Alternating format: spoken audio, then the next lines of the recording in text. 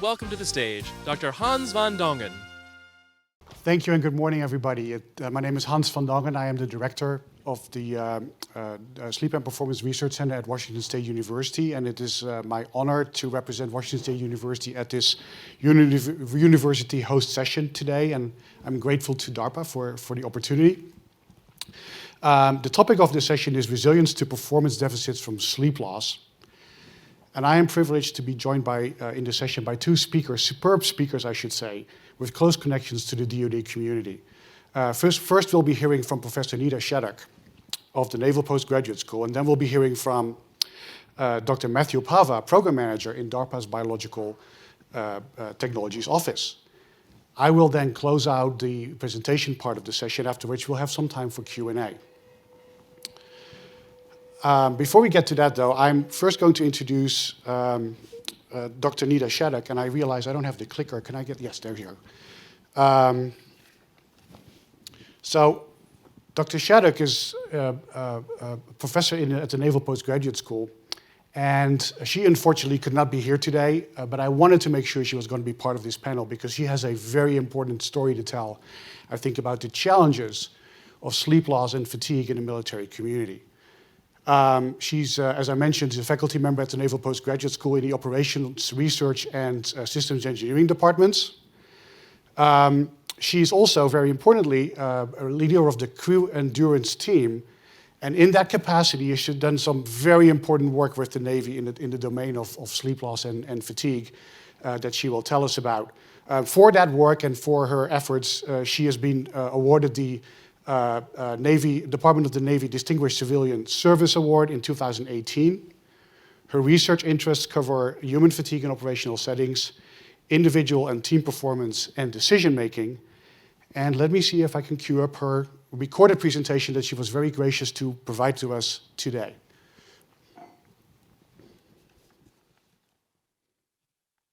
Hello, my name is Dr. Nida Shaddock. I'm a professor at Naval Postgraduate School in Monterey, California, where I lead the NPS Crew Endurance Team. We are scientists and graduate student active duty military officers who study sleep patterns, circadian rhythms, and performance in the U.S. military. We have an actual laboratory here in Monterey, but the research conducted by the Crew Endurance Team has led us all over the world. The red pins on this map show you some of the many data collection sites my team has visited. I love this cartoon because it reminds me of when I started teaching at NPS in 2000. I didn't have a sleep lab or a really good way to study sleep at the time, but the Navy's surface warfare community invited me to come on their ships and see what was going on. So I had a ready-made sleep deprivation chamber. As a matter of fact, the patterns that the Navy was using for their sailors were called the 5 and dimes. It was a non-circadian watch bill rotation. And it was something almost all the ships were using. It was the equivalent of 9 hours of jet lag every day. If I had gone to the Institutional Review Board and said, hey, I'd like to do this to healthy people, they would never have given me permission to do it. But the Navy was doing this just as their normal day-to-day operations. So we were able to go out to the ships, collect data and sleep and performance, and build the evidence that would actually convince the Navy to change the way they were doing business. We know that most individuals need a minimum of 7 hours of sleep per night for optimal physical performance, and even more for maximum alertness. Despite decades of the military's efforts, we also know that we cannot be trained to need less sleep. Here are some of the many ships the Crew Endurance Team has ridden over the past 2 decades. The chart dates back to 2001. It's various ships, a wide variety of operational activities. Gold bars indicate self-reported sleep, which we know is less accurate. And the blue bars are actigraphic sleep, which we get from wearing a sleep watch. The red line here represents 8 hours of sleep, So you can see that with a single exception, none of the crews are averaging that much sleep. The one exception was during rough water trials, and the sea state was very high. Many of the sailors were seasick and in their rat. That's why they were getting more sleep. So why should we care about sleep? Science tells us that sleep cleanses our brains, boosts our immunity, enhances our memory, makes us happier and more optimistic. It augments our endurance and resilience. It increases our creativity, improves our decision making and our performance, and it reduces the risk of mishaps.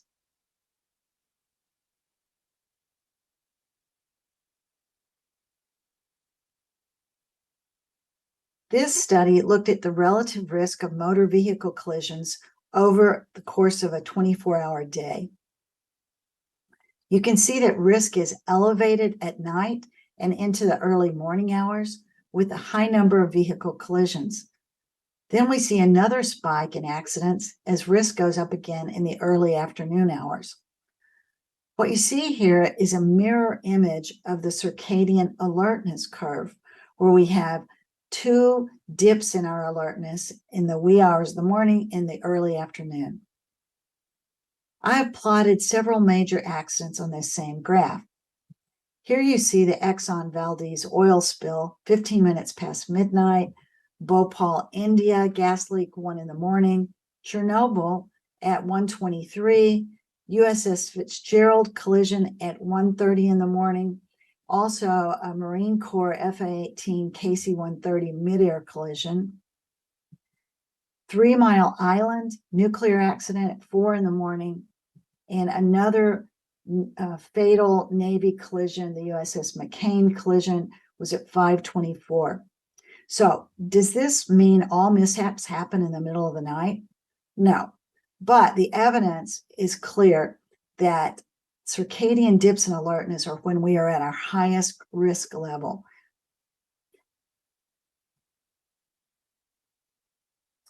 Early in my career, I had a friend that I worked with who was a naval aviator. He called me up a few years ago and asked me, "Hey, Nita, are you still doing that sleep stuff?" And I said, "Yes." And so he said, "Will you come out and take a look at my reactors?"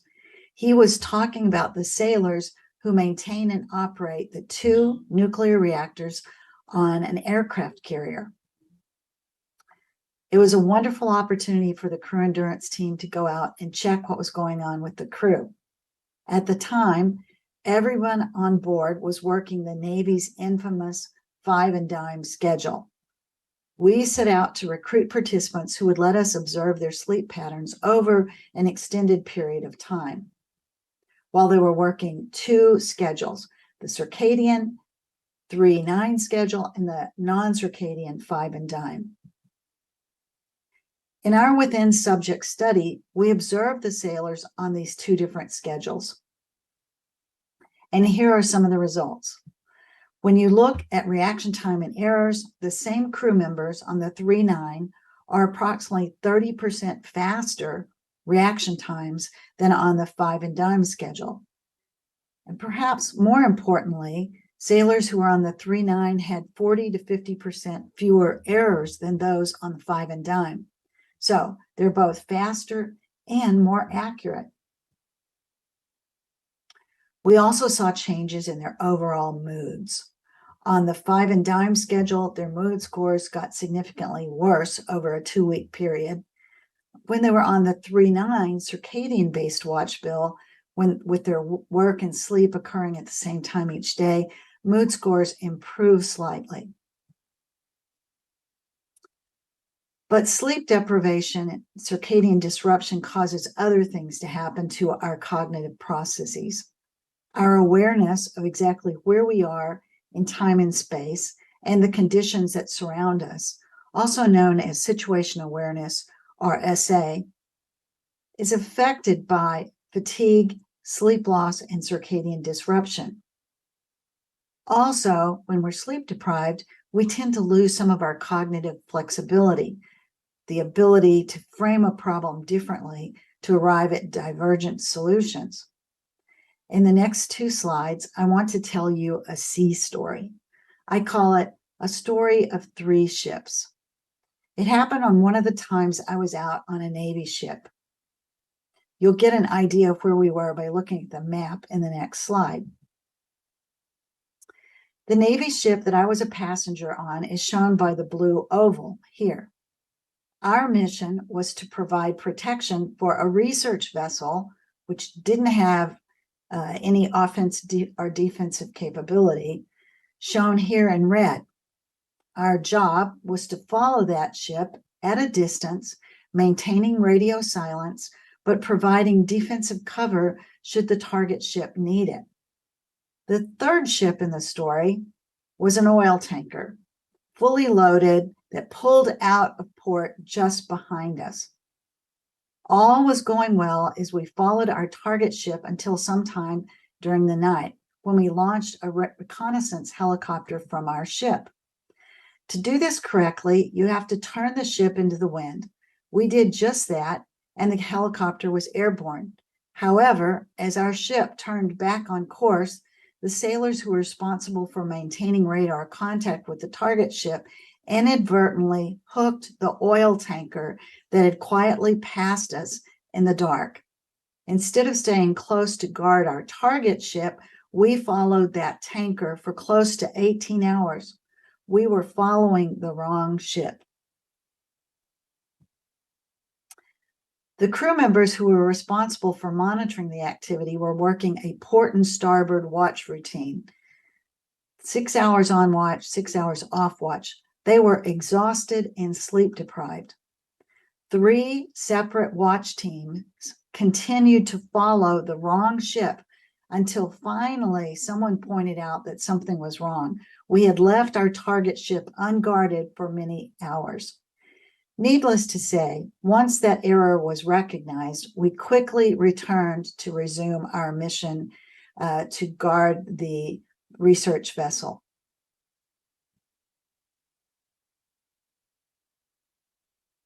So what are the takeaways from the 3 ships' stories? What we know is that for over 18 hours, 3 separate watch teams failed to detect this error. The sleep deprivation of the crew resulted in fatigue, flawed essay, and cognitive inflexibility, which could have led to a serious international incident. We don't realize that our essay is flawed until something happens to let us know it. Essay and cognitive flexibility are critical to performance and sound decisions in the military and elsewhere.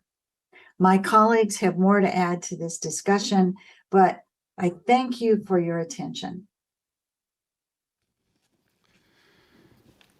So sleep loss and situational awareness and fatigue, and this is obviously a very bad mix, sleep loss with those sorts of issues, and I think the implications for national security are self-evident. Our next speaker is Dr. Matthew Pava, Program Manager at DARPA's Biological Technologies Office. He is here in person, so I will actually leave the floor to him. And Matthew, thank you for being here. Thank you. All right, hi everybody. As Hans said, I'm Matthew Pava. I'm a Program Manager in the Biological Technologies Office at DARPA. And today, I'm going to be talking about technologies for detecting and modulating the effects of sleep and fatigue on human performance. So I think Nita very nicely summarized the challenge that the military faces with respect to sleep loss. This is something that's pervasive and has been long-standing. The one thing that I really want to add is that it's a challenge that really occurs across an individual's career at all points, beginning in training, moving into more mature stages of a warfighter's career, and then continuing after people separate from their military service, even in our veteran population. Now, the nature of the challenge changes in terms of, we see in our veterans an increased prevalence of sleep disorders, and we know that the high ops tempo, as Nita was describing, and some of the schedules that people have to work in different military occupations make it really challenging to maintain appropriate sleep hygiene or get adequate sleep each evening. But this begs the question of, why do we care, right? So you're not getting enough sleep. The mentality historically has been sort of get over it. you've got a job to do. But we know, as Nita described from recent research, that it's not quite that simple. Sleep is a process that's been evolutionarily conserved, and it's something that is fundamental to our physiological function and our performance. So when we don't get enough sleep, we see issues in terms of cognitive and memory dysfunction. I think pretty much everybody that stayed awake at night trying to cram for an exam the next day knows that perhaps you're not quite as sharp as you'd like to be. But when we get into chronic sleep restriction, we start to see other issues that also arise. Things like neuropsychiatric dysfunction or disorders start to increase in prevalence. And sleep is not just a process that is important for the function of our central nervous system or our brains. It also is a process that affects the function of our entire body, and that can impact our health. So there's aspects of sleep loss, particularly chronic sleep restriction, associated with metabolic dysfunction and immune dysfunction, the latter of which can obviously set you up for an increased propensity of infectious disease, and that obviously can impact your readiness. So for all these reasons, we absolutely care that people aren't getting enough sleep because it impacts their ability to do their job and also their long-term health. So in terms of our thinking about technology that can be used to address some of these really hard problems with respect to sleep, what I've tried to do here is to divide this problem into some challenges that we might think to address that might be a little bit more simple than thinking about sleep as sort of a monolithic problem that we would want to develop technology to address. So on the one hand, we don't today have great objective measures of an individual's fatigue status, and particularly the impact of fatigue on an individual's performance. So technologies that could be applied to an individual that would allow them to assess their fatigue state would be highly advantageous. The other aspect of this is that and Nita also kind of alluded to this, that we're really not so great at using introspection to identify if we are fatigued or if we are sleep deprived, how that's going to impact our performance. We tend to overestimate how well we're going to do on a particular task. And for that reason, again, objective measures would be really useful. So obviously, measuring and quantifying fatigue and its impact on performance is one set of challenges, but on the other hand, we'd really like to be able to do something about it. So we could think of mitigations in two kind of broad buckets. On the one hand, sleep has a variety of different functions for our physiology and well-being. It would be nice to have technologies that could improve the efficiency of sleep, meaning that you actually need less sleep or less time to sleep to achieve a particular end with respect to a performance outcome. And on the other hand, sometimes you have an opportunity to sleep, but you have that opportunity at the wrong point in the day. When your circadian cycle is misaligned and it's hard to capitalize on that opportunity. So technologies that can improve the efficiency of sleep to actually fall asleep faster would also be useful there. And then, of course, there's going to be situations, especially in warfighter occupations, that it's just not possible to get enough sleep, yet you still have to perform at a high degree of proficiency. So technologies that can address that situation would be advantageous as well. So in the next few slides, I want to talk about some programs that I manage at DARPA that start to chip away at aspects of these various problems or challenges that I just laid out. And the first one I want to talk about is a program that's a more mature program. It's called Restoring Active Memory, and particularly a subset of that program called RAM Replay. So RAM Replay was focused on developing a technology for facilitating learning and performance of complex tasks in healthy humans. And that last part is really important. When we talk about healthy humans, we're not talking about people that are necessarily suffering from pathology or recovering from trauma. That puts important constraints on what a technology needs to look like.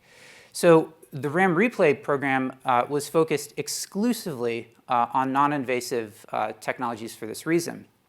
And to that end, the approach that the program took was to develop a closed-loop system that could non-invasively record electrical activity from the brain, then reason on that activity to identify key moments in time to deliver a stimulation, transcranial electrical stimulation, back into the brain, with the intent of doing this during sleep which is a time when memories are consolidated in the brain. Information that you've acquired during a previous period of wakefulness is stored in the brain for long-term storage and recall. And the function of the system then was to improve that consolidation process. So these are data from one of the performers on the RAM replay program, Teledyne Scientific. So essentially what Teledyne was able to demonstrate is that constructing a system like the one I just described, they were, participants in their study had to learn some facts, and then they took a brief nap, and then they were tested at various time points after that to see how much information they were able to recall. And it turned out that the people that received the electrical stimulation using this closed-loop approach, where that stimulation was delivered only at key moments during sleep, actually forgot less information when they were tested at a time point later than when they learned the facts. And so it wasn't that they didn't forget, but they forgot a little bit less, suggesting that it might be possible to use this technology as intended in the program. They also asked a little bit of a different question, which is, how is this electrical stimulation that's being delivered during sleep actually affecting sleep? And what they found is that there was a shift in what we call the architecture of sleep. So sleep is divided into different stages. And what they found is that there was a shift from lighter stages of sleep into deeper stages of sleep when this memory consolidation process is thought to take place. So in terms of operationalizing a technology like this, this is on the right-hand side of the screen here, an image of what the setup in the laboratory looks like. So it's a pretty complicated headset that needs to be applied by a trained EEG technician, electroencephalography. And it's also probably not super comfortable if you're trying to get a good night's sleep. So Teledyne went on to develop a more streamlined version of this that could be easily applied by an individual that wasn't trained to themselves. And you can see it looks at least a little bit more comfortable to try to get a good night's sleep in. And with this system, then, Teledyne asked a slightly different question than what the RAM replay program was focused on. They asked, is it possible to deliver electrical stimulation before you want to go to sleep to reduce the time it actually takes you to fall asleep after your head hits the pillow? And indeed, they found in this internally funded study that it reduced latency to fall asleep by about 42%. So I'm going to shift gears, and I want to talk about a different challenge that I laid out initially. And this has to do with objective measures of sleep loss and fatigue. So this is a small study that we're just getting kicked off at Texas A&M University. It's called the Fatigue Assessment with Breath Study. And the goal of this is to ask the question about whether or not it's possible to detect molecules in your breath that relate to your fatigue status.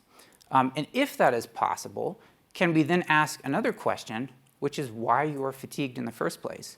So fatigue loss or fatigue can obviously arise from sleep loss, but it can also arise from other factors like physical exertion. Did you just run a marathon? Or cognitive exertion. Did you just take the MCAT? And when we're talking about a military population, there's probably a mixed etiology of fatigue that these folks are suffering from. So it's not just sleep loss, but it's sleep loss plus physical exertion or cognitive exertion, or all three. And so we're scoping the study to try to address that question and suss out whether or not it's possible to identify these different etiologies of fatigue from a simple breath specimen. And so the approach here is to collect breath after people are fatigued, use an unbiased chemical analytics approach, mass spec, to ask whether or not we can identify patterns of molecules that correspond to these different fatigue states, essentially a breath print of fatigue. And if this is possible, then obviously this can open the door to technology development for sensors that assess this breath print in different operational contexts. So I just want to sum up here, going back to these challenges. So I just talked about FAB, which addresses this problem of objective measures of fatigue, or begins to address this problem of objective measures of fatigue. And I talked about the RAM replay and Teledyne's internally funded work looking at some strategies for improving sleep's efficiency. But I just want to point out that there's a lot of white space in this. So I've showed a couple of tantalizing clues that it might be possible to develop technologies that address some aspects of mitigation and fatigue assessment, but there's a lot of work that still needs to be done. All right, thank you.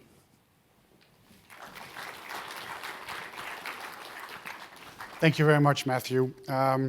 So we've heard from Nida, from Professor Shattuck, about the challenges of sleep loss and fatigue that the military faces and the pervasive importance of those issues. And then we've heard from Dr. Pava, from Matthew, about some of the really cutting-edge work that DARPA is engaged in trying to both measure this problem as well as address it. And my task, or I should say my self-assigned task, is to maybe sort of sketch out what the next wave of innovation might look like in this space. But before I can get to that, I need to tell you a little bit more about all the things we already know. You've obviously heard a lot of information from Dr. Shattuck already. But I want to talk you through some of the principles that have been talked about in her task. This is a slide of what happens when you keep people awake for 60 hours straight. Not because I think that's a good idea, but because it illustrates a point very clearly. So on the vertical axis, you have performance impairment on a reaction time task here, and people are being kept awake all this time. And as you can see, there's a buildup of fatigue through that 60 hours of sleep deprivation, but there's also this oscillation pattern going on, right? So that's the circadian rhythm that Dr. Shattuck talked about as well. That's sort of intertwining with this sleep deprivation effect. And that tells us that the biology that's involved in this process is at least twofold. There's a process that tracks time awake, and there is a process that tracks time of day.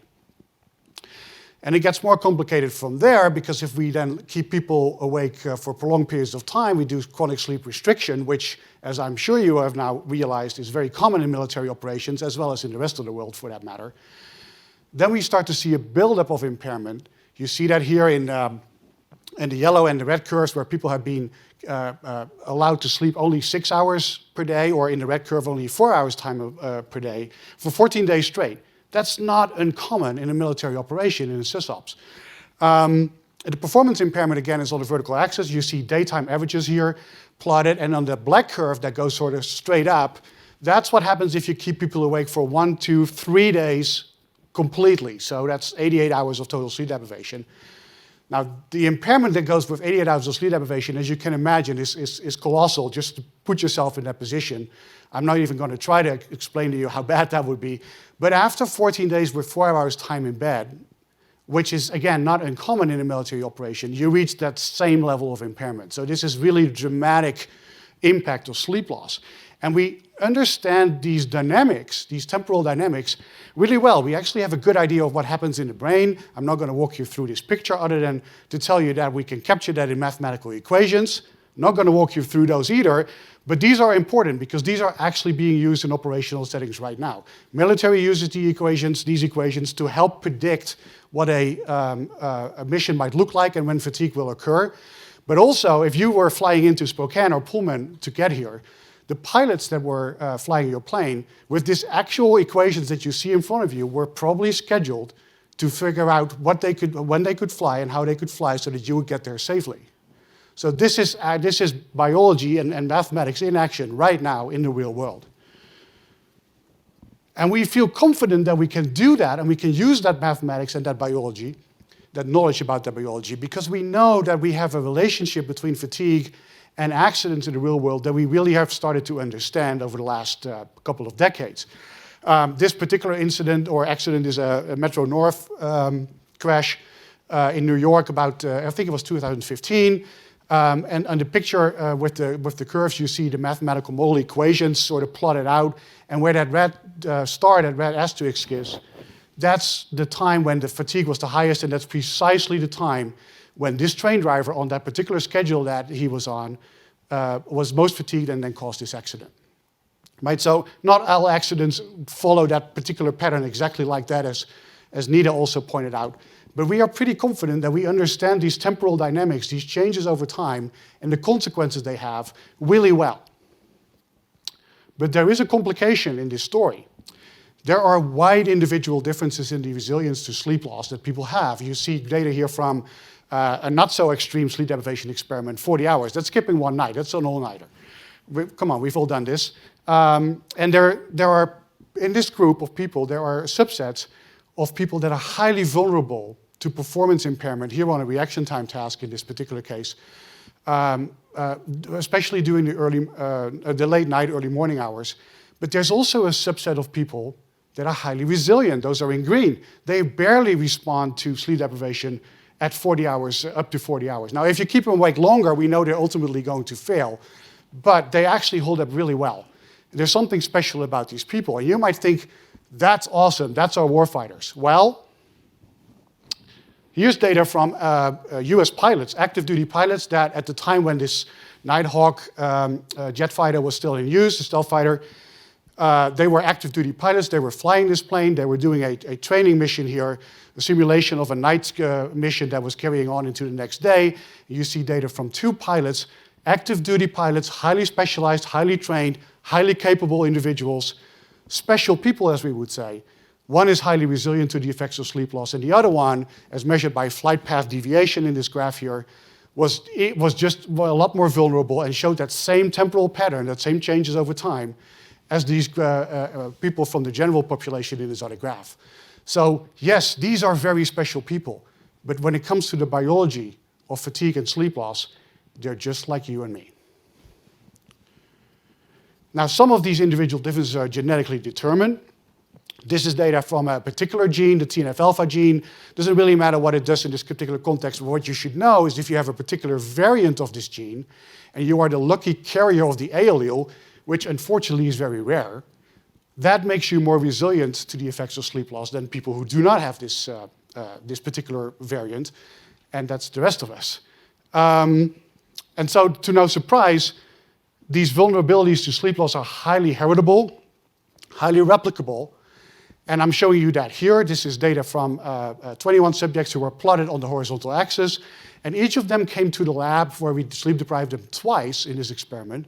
So they have two data points each. One is when the average impairment during the first time they came to the lab, and the second time is the other dot. And as you see, first of all, every person's response was different, right? So on the left-hand side in the graph, there are highly resilient individuals, virtually no impairment whatsoever. This was 36 hours of sleep deprivation. And on the right-hand side in the graph are people who are highly vulnerable, very much impaired, even doing that only just one-nighter. And people in the middle as well. But also, when they came back the second time, their response was virtually identical to the first time. So very replicable phenomenon. That's a reaction time task. Now, if we look at a cognitive throughput decision-making task, we see the same phenomenon. Resilient people on the left, vulnerable people on the right. And again, when they came back to the lab the second time, the responses were very similar within individuals. So highly predictable, if you will, for a given individual. But if you're paying close attention to the horizontal axis in each of these graphs, you see these individuals are labeled by a letter. The letter is used the same for the same subject in each of the two graphs.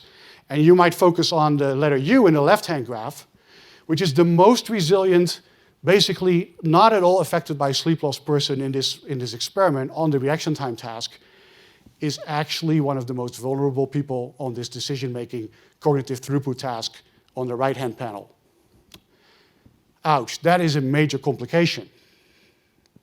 That means that you may be able to identify a warfighter who might be particularly good and resilient to sleep loss on, say, like a sonar task, but may or may not be equally resilient to sleep loss on a situational awareness or cognitive flexibility task like the one that we just heard Dr. Shattuck talk about.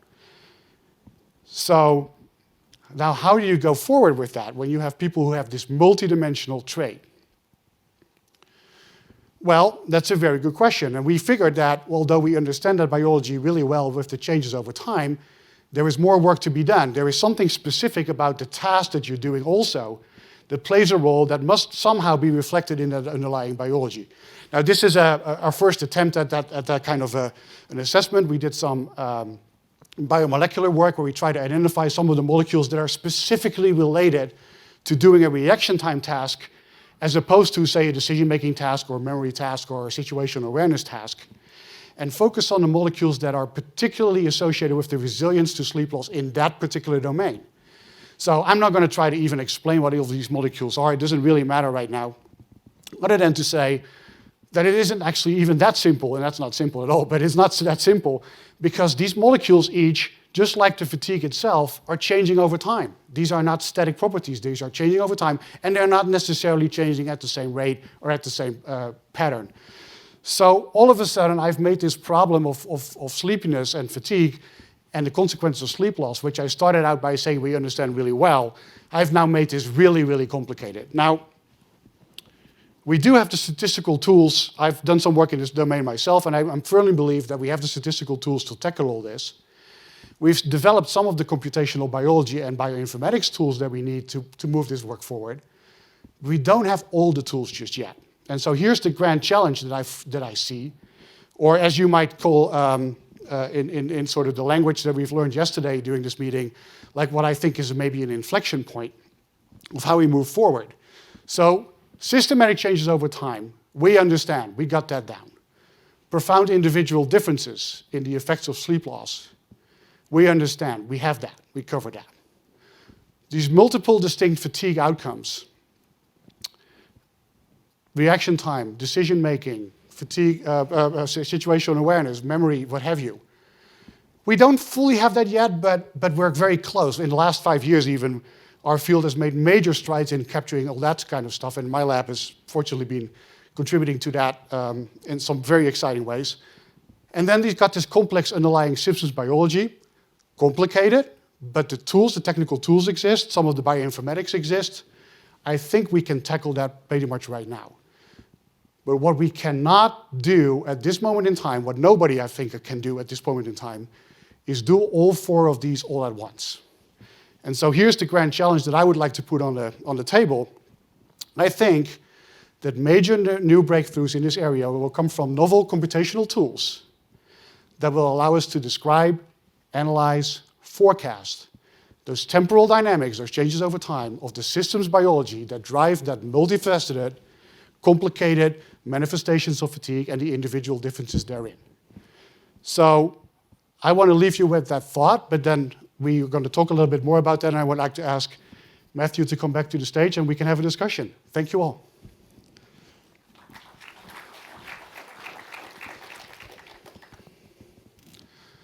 So we were happy now to take questions, and we have one. Oh, and I guess I get to ask it because it's for you. So, Matthew, what are the next steps needed to translate these fatigue measurements and mitigation tools that you have discussed in your talk, to translate those to the operational community and to deploy those in the field environment? What do you think comes next? Yeah, so that's a good question. Let me start with use Fab as an example. So that's a case where we're trying to look for reliable biomarkers in a very accessible biospecimen breath. It doesn't require a needle stick. It would be highly advantageous if you could have essentially a breathalyzer for fatigue. But how do we get there, right? So where we are now is in the very beginning of a study that's just asking if it's possible to detect these molecules. And if that's successful, once we get to that point, then obviously there needs to be some sort of translation in terms of developing technology to do that outside of a laboratory using a high-grade mass spec instrument.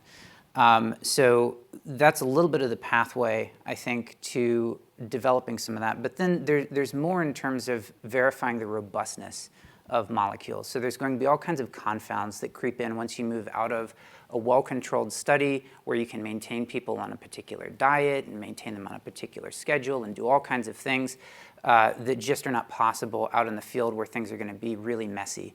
And depending on what somebody's eaten or hasn't eaten, or if they've been exposed to certain chemicals in the environment, those are all kinds of confounding factors that need to creep in. So there needs to be an element of robustness to anything that we discover there in terms of that translational aspect. Do you think that the future will be that you can deploy these tools in the actual operational environment and sort of say, well, here it is, it will guide you through it, and yes, it's complicated, but it will work that out for you? Or do you think this will require supervisory review by command or something like that to really make it fruitful? Yeah, that's a good question. I'm gonna attempt to answer that, but I'm gonna try to hedge away from just gross speculation in doing so, which is going to be challenging. So I think, on the one hand, it kind of depends on what's the operational context that you want to deploy something into. That's obviously, if you're talking about the dismounted warrior, who's doing expeditionary operations or things of that nature, there's obviously a lot more constraints on aspects of size, weight, and power in terms of a device that you would use. The other question that I have, and I'll be frank in saying I think it's unresolved at this point, and if you have a differing opinion, then chime in, is what, if I can provide an individual insight into their fatigue status, that sounds really good. But if I now ask that person to have to go perform a really dangerous task, knowing that they're fatigued and knowing that they might not be performing at their best, and essentially trusting technology that's telling them, hey, you're not 100%, does that now impact that individual's performance? Is it better not to know? So who needs to know? Is it command? Is it the individual? I think that's something that we still have to resolve when we think about some of this technology and how it would be used. Yeah, I think that's a key issue. Is like, so you're right. If you're in an austere environment and you're basically on your own, yeah, you may want to know because, well, then you'll buy your own devices anyway. But if command knows that troops might be compromised in terms of sleep loss or fatigue, and can actually deploy countermeasures accordingly, I think that would be really helpful. Yeah, I mean, at a minimum, it could alter how you staff a particular, mission, depending that you have the reserve personnel Right. to swap them out, and depending on the criticality of a mission happening at a particular moment in time. So, but at least, you have additional information about the readiness of your warfighter population, or your group that you're going to send out. So, We had just got another question come in. And you can ask it because then I can answer it. Okay. So Hans, are you and others considering the possible contributions of the gut microbiome and its metabolites on resilience to sleep loss or circadian disruption? Yeah, well, that is a lovely question, and yes, we are. We actually, this is unrelated to this original project, although these things are now converging. We discovered that the gut microbiome has a direct angle into host metabolism, where we can manipulate circadian rhythms through what is ultimately, this is going to be a complex story, I'm going to try to summarize, through a mechanism. It starts with the gut microbiome controls bile metabolism directly, and is the only player in the biology actually that can do that. Without your gut microbiome, you really can't move forward with your bile metabolism. But in studying that, we discovered that there are microRNAs that are being shuttled into circulation in vesicles we call exosomes that actually code for circadian timing that can affect at least the peripheral clocks, the circadian rhythms in your periphery, and quite rapidly it changes your circadian rhythms. Now, what we don't know at this point is you can actually apply that to the master biological clock in the brain as well, and that's a whole different story and probably something beyond our reach at the moment. But that's an excellent question, and yes, absolutely, we are considering that. And we have a final question. I have to read it first. So this area seems to pose terrific opportunities for fast translation to the general population. I could not agree more. Could you give some examples of where robust research results have made a broad impact, or is that still to come? Do you want to tackle that? Because if you get me started. Maybe I'll open it and set you up. How about that? Sounds good. So I think there are some simple behavioral interventions that are fairly easy to translate pretty rapidly. When you start getting into technologies like some of the ones that I was discussing, there's perhaps regulatory pathways that need to be navigated that present a little bit of a bottleneck in terms of the rapidity with which you can actually move forward with putting a technology out into the general population, especially if you're targeting for a clinical indication. But things like sleep banking, for instance, are known to be somewhat effective, and maybe you have more to say on that. Well, I'll sort of amplify what you just said, and I think we're already doing this, right? So the smartwatch that you may be wearing will tell you how much you slept, and people start to self-monitor this now. And sleep banking is a really good example. Once you realize that if you bank your sleep, it will give you resilience to sleep loss, and you've got something important coming up, that watch can help you sort of track that and do that. And see, people are starting to get that self-awareness. Our job in that sense is now to educate them to use it to good effect. I think the technologies will keep coming, and they come really fast with the miniaturization, your smartphone and everything like that. I think we have entered that stage of the world already. And we have run out of time. And yeah. Thank you very much.